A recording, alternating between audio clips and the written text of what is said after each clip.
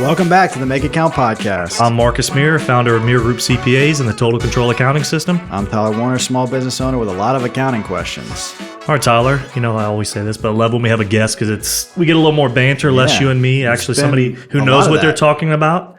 So today we got Brandon Letulier, who is a partner at Nooner Pate, law firm here in Lafayette. Brandon, give us a little bit of your background. And first, thank you for coming. Appreciate it. Sure. I'm glad to be here. My name is Brandon Letulier. I am a partner at Nooner Pate. I went to undergrad at UL Lafayette. Before that, went to Northside High School, graduate 95. There you go. Run and tell your mom about that. That's kind of how we usually say it. And then I, went to LSU Law and been practicing at Nooner Pate since for about 20 years now. Okay, now what kind of things are you doing at Nooner Pate? Just dive a little deeper into that. So I do a lot of commercial stuff, but mostly transactional and general business advice. I still do some litigation. I have a lot of folks in our firm who do a ton of litigation, but we have a good little transactional general business advice group, and I kind of head that up over there. Gotcha. Well, that's what we're looking for today, is some general business advice. Right. So we're going to presume you and we don't know anything. Which is fairly accurate. Which is probably good. Yeah. So we're going to be talking about LLCs and probably more specifically like operating agreements. We've talked a little bit about how to structure an LLC, not how to structure it, actually. Right. That's what we're going to talk about today probably. But the fact that you need an LLC, what the different classes of those are. And you've probably in every one of those episodes heard Marcus say, I'm not an attorney. But today we've got an attorney. And so, we want to hear about what we need to know when we set up an LLC, specifically with partners and things like that, and what kind of, operating agreements we need, and, what we want to know what we don't know. Yeah.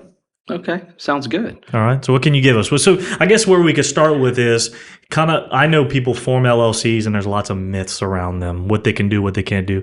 Kind of just maybe describe what you see, kind of the benefits of an LLC, and then where you kind of take your clients when they form that, where they go with it. Okay. So as a very, very general overview, right. Traditionally we had corporations, and corporations, had their drawbacks, some double taxation, which they solved with some subchapter S, as y'all probably know. And then also it was a little bit inflexible. It was a very specific, pretty rigid type of a structure where you have shareholders who elect board of directors, who elect the officers, and that sort of thing. And especially when you talk about closely held companies, that level of formality usually doesn't exist. So one of the big benefits of the LLC form, one of the reasons why it was drafted, is to basically provide a more flexible vehicle, both for primarily, I would say, for internal governance. So you go in with partners. If it's just you and I, and we're in a partnership together, and we want to form a company, who wants to have annual meetings every year, special meetings, and all those certain things. Let's do an LLC. And so, 90-something% of everyone who forms a new company forms an LLC, because you can pretty much do whatever you want with it. Gotcha. Now, one thing I thought was interesting, we'll go into some details, but you and I were talking yesterday, which I don't think a lot of people realize, is when they form LLCs, LLC owners are called members, right? Right. And what you said to me was interesting. I want you to talk a little bit about this, was the voting structure of an LLC. And I think, like, if you and I, let's just say, this happens a lot of times, right? You have an idea, maybe I'm the money guy or vice versa, and there's a LLC maybe that's not 50-50. So maybe you own 2/3 and I own 1/3. Kind of talk to what you see as far as, or what happens in the voting of that, absent operating agreements and kind of in that whole realm. Okay, so let's talk about voting a little bit. I think before we get there, I'm just going to lay a little bit of groundwork. Yep. Once you've formed your LLC, you have already basically done the articles. And when you do the articles, you have to pick whether you're going to be a member-managed company or a manager-managed company. And that's a pretty big difference, okay? And so I just want to talk about that very briefly. But if you're a manager-managed company, that means that any one of the managers is like the president and CEO can go out and transact business on behalf of that entity every day of the week, pretty much. I mean, you think of it, that way. You can have some parameters on that in an operating agreement, and you can specify that in an articles. But I want everyone to know that if you're past the article stage, you have probably picked your poison at that time. You can always change it, but manager-managed, member managed, each member can go out and transact business. If it's manager managed, the members elect the managers, and the managers are the ones who go out and do the business. So I think that that's just something that maybe good. not everybody, is really keenly aware. Where's the rub of that? Meaning, like, is it like setting up a bank account, or, I mean, where would that matter? I mean, when you say going out and do business, what are you talking about? Buying things, selling things? Everything, yes. Buying things, selling things. So think about it this way. You used a good example. Let's say you had what I'm going to call a silent sweat equity. A silent sort of money kind of partner. Right. Then you have more of the operations kind of guy. Yep. Maybe he's a Very sweat common. equity guy or something like very common. It may be that the parties want to structure to where it may be that the money guy is a heavy. He's 75% in it, but I mean, he's not going to do the day-to-day stuff. So maybe that's going to be a manager managed, and he wants to put his his partner in as the manager, but he can remove him if he needs to, because he would have control. And that's where the voting comes in. Okay. Yeah. So if you want to talk about that a little bit, we're going to segue to that. Well, you kind of got me. I'm the one jumping the gun here, because I love you said, like, kind of laying the groundwork there. When you're forming an LLC and you're determining, one of the things that I think I remember is you don't have to be a member to be a manager, right? That's correct. So you and I could form an LLC, we're operating, but we want Tyler to transact on behalf of us, and we could do that? Yes. And so that would be like when you say doing business, that's getting into contracts, just everything that relates to what? Binding the company? Like, yes. what does that look like when you say in transacting business? Give it a little more on that. Think about president and CEO or something like that. You want to go open a bank account. You want to transact business. You want to sign contracts of a vendor because you need to get some materials or services or something like that. And you want to just do the day-to-day business. You want to manage the company. That's almost HR, everything. Now, obviously, everyone can make positions underneath them and delegate and those sorts of things, but the ultimate authority would rest with the manager. Yeah. And the members are sort of kind of like stockholders. Now, there are some nuances to that, but that's the very general overview. Yeah, but I'm trying to think of when I've encountered this. It's like when you open a bank account and they want to see your articles or something from the Secretary of State, and it says, hey, I'm a manager or I'm a member. That's where that's documented, right? Yeah, so it'll be documented. So the initial choosing of whether you're manager, member managed will be when you file the articles. And then the initial managers would be, if you were manager managed, would be specified in like what they used to call it. I don't know if they still call it the initial report. Okay. Yeah, I remember you will that. Basically, and so every year when you file your annual report, you kind of just confirm, yeah, this is still the manager, or no, we've changed. And obviously, if you've changed in the middle of the year, you really need to go in and change that in the Secretary of State. I have a question, because this happens all the time with clients. Like, again, we don't practice law, but we see all the time, just because we're looking up stuff for our clients, the status of their annual report online. So like with, Louisiana, you can go search on the Secretary of State, well, any state really, and you can see whether they're in good standing or not. And that's usually, a lot of you laughing because you probably get clients that do the same thing as me. You'll see they're not in good standing. Right. Okay. I'm never in good standing. You never are. I always think literally, we have it in our project management system. One of the fields is what's the month of the year their annual report becomes, and we just send them an email. Hey, you probably already heard this, but you need to file your annual report. But I'm in the background going, okay, but what does that really mean when somebody's not in good standing? Is that even relevant, or is that something that when you talk about it, specifically in the context of an LLC? So, there's an annual requirement that you file the annual report. It really doesn't cost that much. And, let me say this too, with GoBiz, which is the new online Louisiana portal. They'll usually send you, if your account is affiliated with your company, they'll send you an annual, heads up, and sometimes they'll send it a little bit ahead or whatever. So you should get like a little tickler or something like that. They send you text messages now. I get the text messages. You can sign up for text messages, and there's some other stuff associated with that.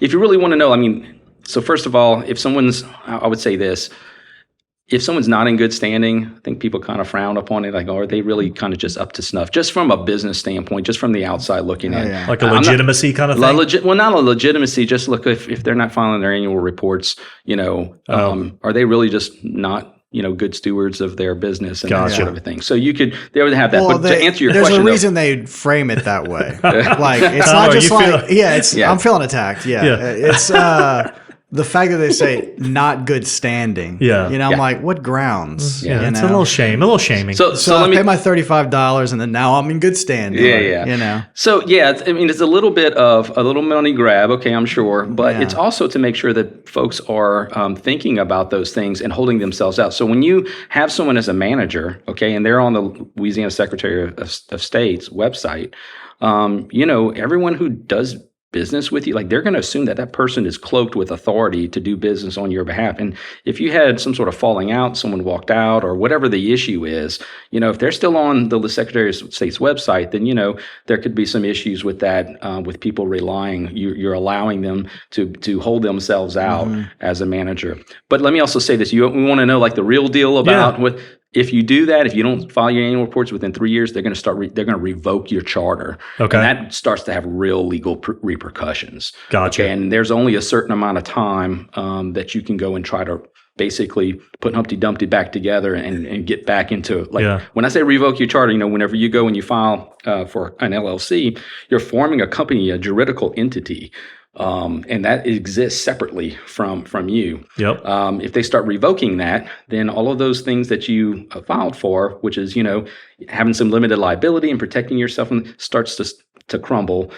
You can go and have that, like I said, reinstated after a certain time. Yeah. Within a certain time period. Yeah. Okay. So that's the real deal. So you're right, though. I mean, look, if you get on the Secretary of State's website right now, you're going to see a ton of folks who are not in good standing. And I only said that because, every time that we go close a deal, like if my client's buying a company or something like that, a little certificate of good standing is often a closing condition to present. Oh, wow. That. Okay. And, that's the only time I ever I've heard updated is about when I've had to open up a new bank account or I've had to, in getting, they lend you money. It's like, hey, you're not in good standing. It's I've seen that before. Whatever, $35. We're back in business. Sometimes if you're late enough, I think it's even more than that. But anyway, I think the point here is that like it's a diligence thing. It makes your company look they're kind of dotting their I's and crossing their T's. Yeah. But it can obviously have some legal effect if you really Short just answer, totally pay the $35. Yeah, file your dang annual report. Yeah. Get the text messages. I think it would be the text.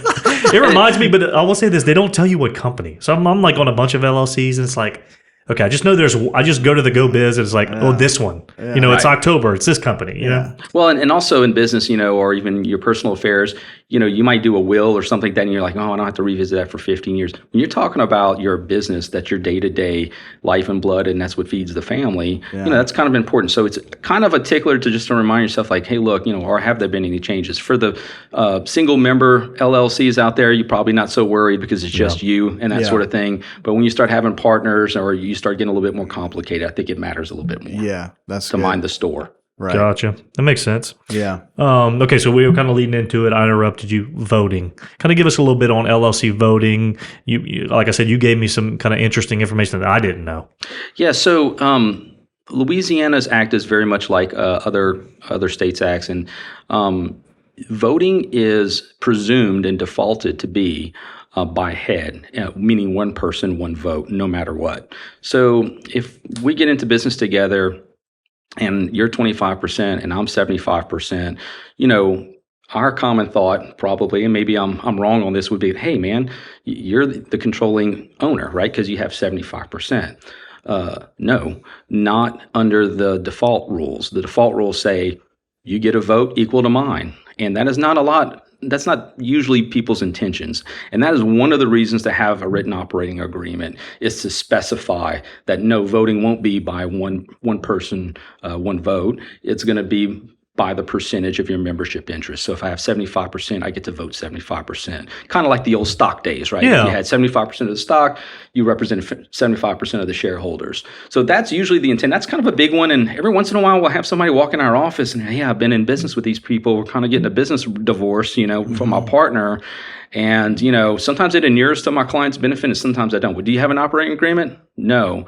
Oof. Okay. Well, how have things been handled in the past? And it just gets really, really muddy. Yeah. And if you're sitting there with the client, I'm talking from a lawyer standpoint, but if you're sitting there with the 75% and you think that you have 75% voting rights, but you don't have an operating agreement saying you do, you have a problem. Oh, so this is, I'm going to ask a dumb question. Let's just say we were 3 members in an LLC, me and Tyler, or let's just say 30% each, and you're 40. So in that, using that logic, if we don't default, well, let me back up. If we don't do the default and we specify by percentage, he and I could always outvote you, right? Because Yes. the 30 and 30 simply add together. Yep. We represent 60% of the company in that example. Absent that kind of understanding in an operating agreement, we're all in the same boat, a third, a third, a third. That's right. And Yeah. in that instance, it may not matter that much because both of you can still outvote me. That's It's true. 1 and 1 can still outvote me, and my 40 plus 30 can still outvote him, and so Right. on and so forth. So in that instance, it may not make a difference, but in a lot of instances, it does. And Gotcha. the scenario we see it a lot is mostly in just two-person LLCs. Can I ask a question too about is there any default voting things, or is there like all of that specified, the governance specified in the operating agreement? So, Meaning, like, what are people voting on, so and what do you recommend? okay. So if you do not have an operating agreement, then Louisiana law will fill in your operating agreement for you with default statutes. Okay. Okay. Oh, that's All right. really good to know. And so there will be some either supermajority or unanimous consents or something on the default rules. I will tell you that I don't deal much in the default rules because I usually draft them and make the rules. Yeah, and we make them however our clients want to be. But for example, the things that I would typically put. Well, let me rewind it just a little bit. If it's a manager managed company, then obviously the members are going to vote in the managers. And that vote is typically just 51%. Okay. But I mean, if you're 50-50 in something and you go into it and it's 51% to remove a manager and you put a manager in place, then you're kind of stuck with that manager and you can't remove that manager unless you get both votes. So it's almost like a unanimous consent because 51% turns into effectively a unanimous vote if it's just two people. Gotcha. Right. Okay, so Right. there's a lot of little issues with that.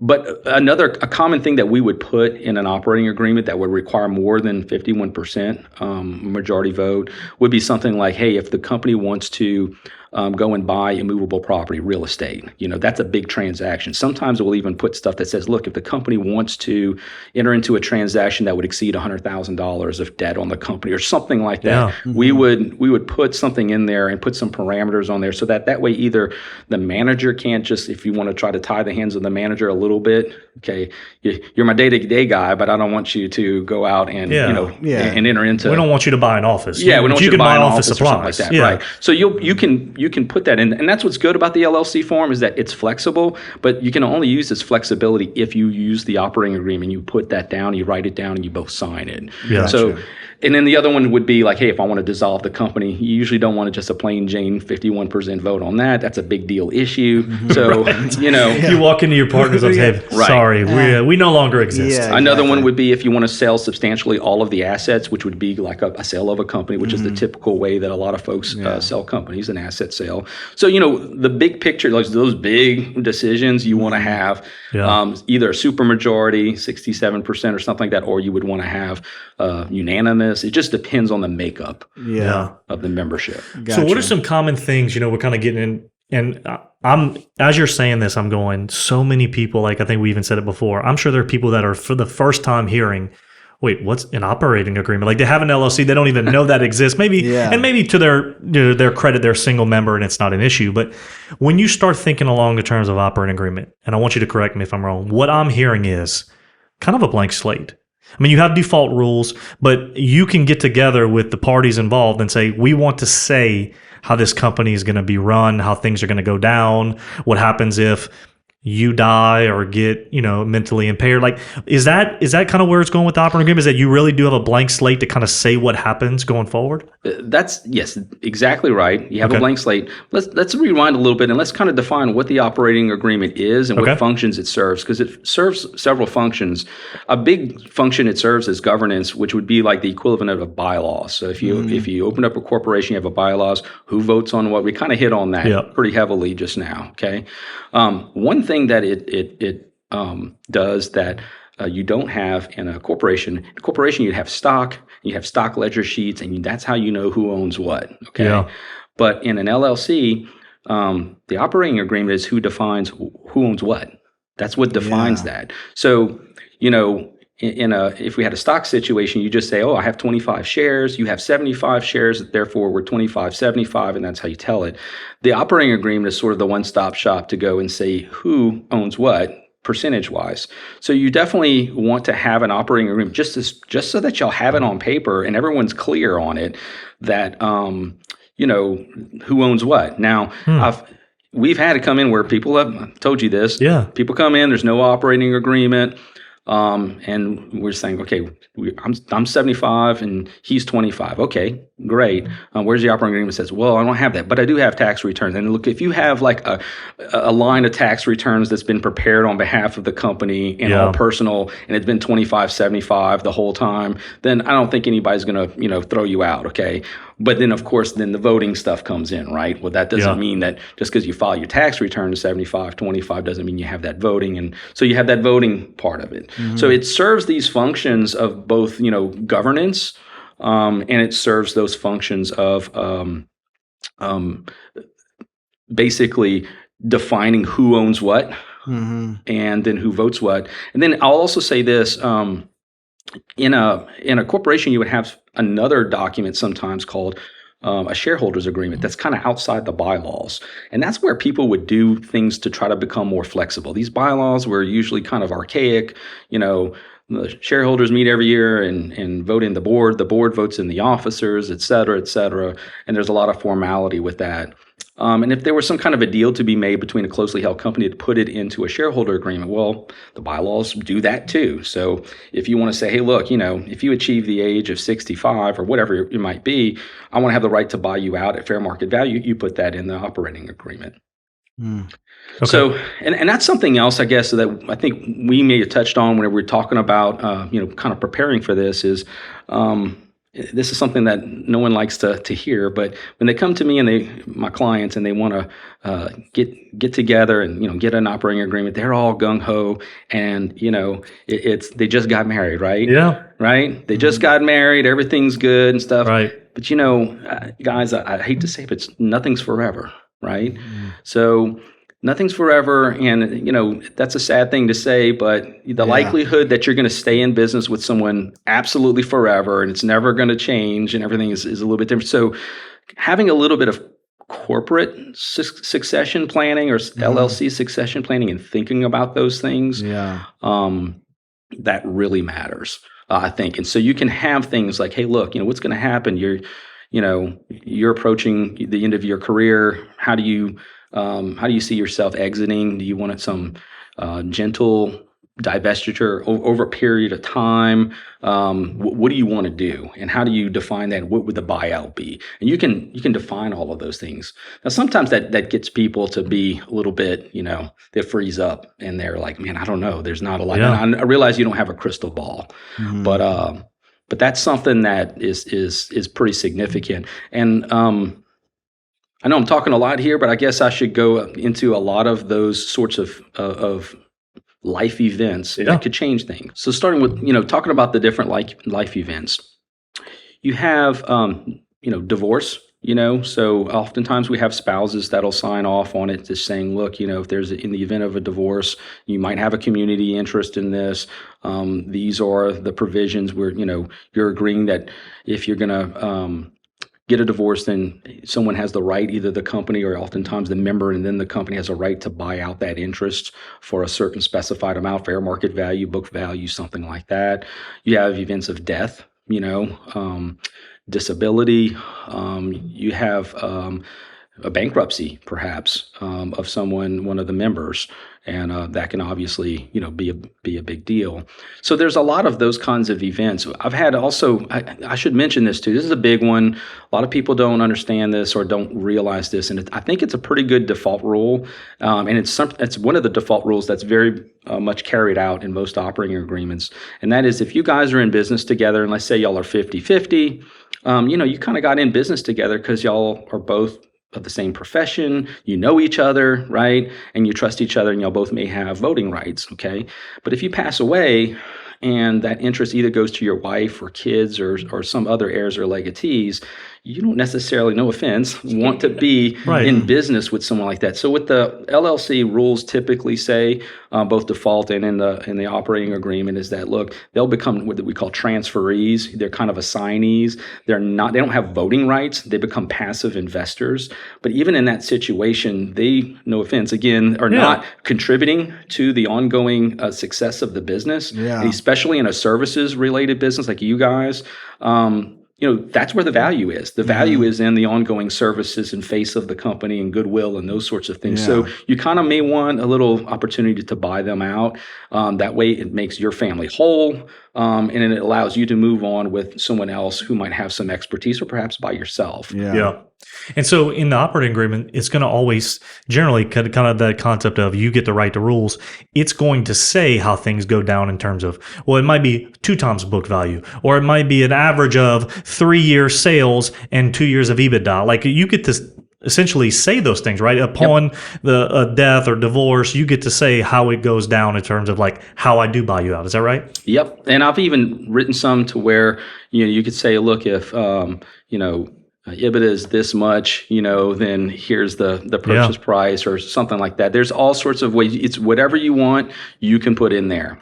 I would add this too. I've had some other clients come in, and let's say that it's 2 folks, but let's say that it's trying to think of a good example. Let's say it's a roofing company, okay? And let's say that one of the owners has a son who has been working in the business all his life. And he wants to become the heir, to his father. But the other partner never saw a hammer or a nail, never picked one up or anything like that. I've had instances where folks say, well, look, I want to allow this, the son of the father who really wants to be part of the business, I'm going to automatically allow him to become a member of the business. And maybe his father would not have gone into business with me unless I agree to that. Mm-hmm. So you could do different rules for different, members, because they're just differently situated. Okay. Does that make any sense to you guys? Well, it's getting back to the point of, which is what I'm trying to understand and really drive home, is that you get to do what you want, as long as the parties agree to it, right? As long as it's legal, right? As long as you have an operating agreement. That's my point. Yeah, but in the context of an operating agreement, you get to say how things will go down. It's your own little country with its own little rules. I love it. So you could. I never even thought about that, but that's interesting. We could say, Tyler's, he doesn't have a son, but Tyler's son can be a partner, but mine can't. That literally, you could explicitly say something like that. Yep. Yeah, that's interesting. Okay, I want to, and I'm going to say this, I always think it's going to be short, but I'm never going to be short. I want to kind of ask about, because people have all these misconceptions about LLCs. From a tax perspective, I'll just give you a high level view. People come to me and say, I have an LLC, therefore I get to deduct everything. And we always say, no, that's not the case. You could deduct things if they are legitimate business expenses, even if it's you doing business, right? So we kind of dispel all those myths. But one of the things that always comes up, and I'll then say, well, listen, you may not get more deductions because you're an LLC, but it'll protect you, asset protection. Generally speaking, I know you're going to be like, well, that's not a 2-second, that's not a 2-minute question. But generally speaking, is that when you form an LLC, is that what people are going for, especially on the single member side? Is that what it affords them when it's just them operating by themselves? Is that the biggest benefit? Yes, whether they're operating by themselves or not, they're looking for a limited liability. Right. So if you have a little restaurant and you're the sole owner, little mom and pop restaurant, and you go and you get your insurance, your CGL coverage and stuff like that, you got $1 million of CGL coverage, someone slips and falls, and for whatever reason, it's just a really bad case, and they're threatening some sort of excess judgment on top of that insurance, that LLC form is there to protect you from that liability. You might be able to go after your company, but they're not to go after you personally. There are some exceptions to that, as you probably know. Right. Piercing the corporate veil, and there's 4 or 5 factors, and then there's something else called a single business enterprise, where if you have a bunch of affiliated companies, I'll comment on that real quick. There was a case in law school that we studied out in New York, and this guy had opened up an LLC for each one of his cabs and got the lowest amount of insurance, for each cab, thinking he's smart, and then gets in a wreck. And, at some point the judge says, hey, look, you didn't make a good faith effort at this, and you're really just one single business enterprise. It's the same person. It's the same business. You're out the same garage. And then you really, though, if you boil it down, it was like they didn't make a good faith effort at the business, at insuring the business, putting out 20 cabs, right? In New York City with the lowest amount of insurance is probably not the thing to do. So there's some, undercapitalization, underinsurance, commingling. That's probably the biggest thing. If you want to talk about, I was going to get to that. Trying to preserve your limited liability, the last thing you can do is just start completely commingling your personal funds with the business funds. And if you think of it from a practical perspective, someone sues you and wants to go after your company's account, if they can't tell what money is your company's versus yours, the court's going to let them go after both. Doesn't that make a little bit of practical sense to you? So you're saying, like, if you're buying personal cars or your house, it's just your personal piggy bank. If you're buying your groceries and paying your Netflix bill, as you know, it's okay to do some personal borrowing and stuff like that, due from's accounts where you're really keeping those books of those and understanding those transactions. I think those are okay because you could at least know, okay, but he still owes the company $40,000, right? Whatever it is. Right. Okay, well, you're keeping up with that. I'm talking about they're just living out of the big, and you can't tell what's personal and what's not. And they're really commingling their personal funds with that. And I don't think that happens often, but I think you'd be surprised. Yeah. Well, a lot of times we talk about things and we're reading court cases from a tax perspective. And one of the things that always delegitimizes somebody cases, books and records. Like they're trying to make a case like this is not a hobby, this is a real business. And one of the first things they point to, which is kind of goes along this, it's not the same thing, but they always point to, well, you didn't even keep a set of books. And kind of to your point about piercing the corporate veil, sounds like if you at least were commingling, but you had a record that, I did pay these personal expenses, but my books clearly say that I owe it back to my company. Again, kind of back to this, I have a legitimate set of books and I run the company diligently. Right. Kind of would maybe not, I'm not going to say shield you from that, but it would be better in your case. We shouldn't, there's so many right ways to pay yourself out of your business. Correct. That's the whole point of being in business for most people. Right. So it's not, I'll give you another good example. So yes, you're right. If you're really keeping up with things, I think just the segregation of the money and knowing what is the company's and what is not the company's is the biggest factor there. But here's another example. I was in a case. My client was a subsidiary. There was a parent company. And they were trying to pierce the corporate veil and go after the parent company. And one of the things they were arguing was, well, you share insurance, so y'all are kind of like the same thing. You're kind of like a one big single business enterprise.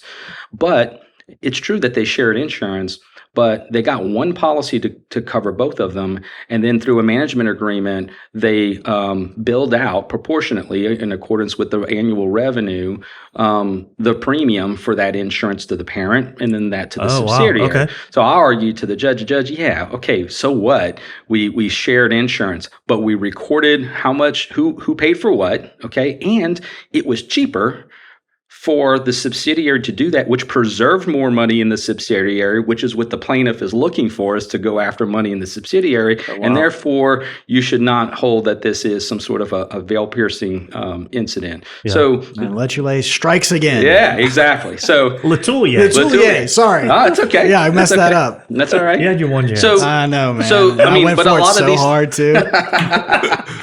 So a lot of these things, they come up in so many different scenarios, but I think the idea is, look, if you just keep your books honest and try to keep your personal stuff away, and look, if you need a little personal loan from your company, okay, record it, I think that you'll be okay with it. It's the big picture stuff, it's having, camps and, and Maseratis. And one thing you mentioned, which I thought was very interesting, was kind of what you were getting at was like arm's length. Like we as the subsidiary in your case, we're using your insurance, but we're at arm's length paying you back a market value or some established way to determine our usage of that. That's right. I think that's a good point for people to leave with, is just like kind of get your act together, like have books, reconcile your bank account, keep accurate records of what you owe yourself, what you owe other companies, do it in such a way that makes common sense. Like, I think when people get off track is where they take these big swings, like you just mentioned, the camp and the Maserati. Like, say that out loud. It kind of sounds kind of silly, you know? Yeah. Well, look, let's do this. I have a question that might just kind of bring it back down to the next steps for some of the people that listen to this, and give us a lay of the land. Like, what would be the good next steps, and help understand. I'm sure it's like most things, right? Marcus kind of talks about, like, you know, the more complicated or complex your business is, the more things you got to worried about with your books. But is there, you know, Marcus started by saying, well, I guess you could do anything, but is there some boilerplates that you'd recommend, or is that off the table? What's some practical next steps? What do you recommend for people who need to dive into this and get an operating agreement for all the reasons we just talked about? So that's a good question. I thought about when you first came to me a couple weeks ago, and I didn't follow up on this, but I wonder if the SBA might have some forms, you know, for people to start with. That's something that you might want to consider. I can tell you that Louisiana especially is such a specific, you know, statute. We've adopted the Model Act, but we've made a lot of revisions to it. And so I hate to say it, but I mean, sometimes there is no substitute for an attorney. Now, it really depends. I mean, if you're in, you know, in business with your wife and all you want to do is say she's 75 and I'm 25, then maybe you don't need an attorney. Okay. Right. Mm-hmm. All right. So, and I'm not the person to just try to push people towards that. But if you've got 5 people in a business, never had an operating agreement, you've been in business for 20 years and nothing's happened, I think that's where I would go is, look, if you've been operating and nothing's bad happened yet, okay, then, you know, that's great. But some point, someone's going to pass away. Mm-hmm. Someone else is going to become involved or something like that. So I think that they probably need to go to an attorney. I'll tell you, if you want to know where I started, there's Louisiana practice forms. There's forms that we've been using. A lot of that's off of Westlaw. So it's very, you know, highly, I guess, like a professional tool, you know, that we utilize. So I really don't know where other people go, but I'd probably start with the SBA if you're looking for just something to start with. Yeah. But I mean, there's a little bit of landmines in here, as I've just said. We just touched on some of them. Yeah. And so, you know, at some point, there's no substitute for a professional depending on your needs. Yeah. And I would say too, to your point, somebody that does this, right? You wouldn't want an attorney, and not to, again, kind of, we were talking about this earlier about doctors and accountant, people that specialize. You want an attorney that it's in, I'm going to say business law or transactional law, somebody who's working with people on how companies operate, right? I mean, from a legal perspective, you want somebody versus somebody who normally doesn't operate in that, but they're an attorney. I would think it's probably a best practice. Yeah, I think that's right. And I think that most people understand that, look, if you're a personal injury attorney, you're representing people, slip and falls, you're probably not going to know all the ins and outs of the operating. You don't need Gordon. You might not want to get Gordon in that situation. Yeah. But I would also say this, though. You might not need that, but you also need someone with some experience, especially if you have some complications. I'm closing on a business purchase now where my client's going into business with another guy, and they had some kind of complex stuff going on. And there's another great attorney on the other side, and we're working together to resolve some issues about they had in their head the way things should be. But man, to put that on paper and to make it to where any third party or a judge or somebody later on or a succession attorney is going to read that and say, yeah, this is how it goes down. This is the rule. These are the rules, and it's written clearly. I think that takes some experience. And I think that also it takes some experience to kind of think outside the box. If you go to somebody who hasn't really engaged in that kind of process before, then it can be difficult. And, you know, with my job, that's the thing I like about it. It's kind of challenging because you're trying to protect your client. But at the same time, that client has a partner. And you got to be good to that partner. It's got to work for both people, right? Yeah, absolutely. So you got to think about that. And putting that together in a good operating agreement can be a challenge sometimes. Yeah. Well, good deal. So when they need a professional, how do they get in touch with you, and what's the way to reach you? So you can always email me. We're online at neunerpate.com. It's NEUNERPATE.com, and my name's Brandon Letulier, Letulier, and there are not many. So, and I can tell you, there's no other Letulier attorneys. So, here in Lafayette at NeunerPate. So Google that, and you'll find them immediately. Yeah, that's right, Letulier. Got it. Got it. Awesome, man. Thank you for coming on. It's been great. Really helpful. I learned a ton. Yeah, same. And as always, you can check out more resources at Mire.group and reach out to the Mire Group there as well. All right. See you next time. Later.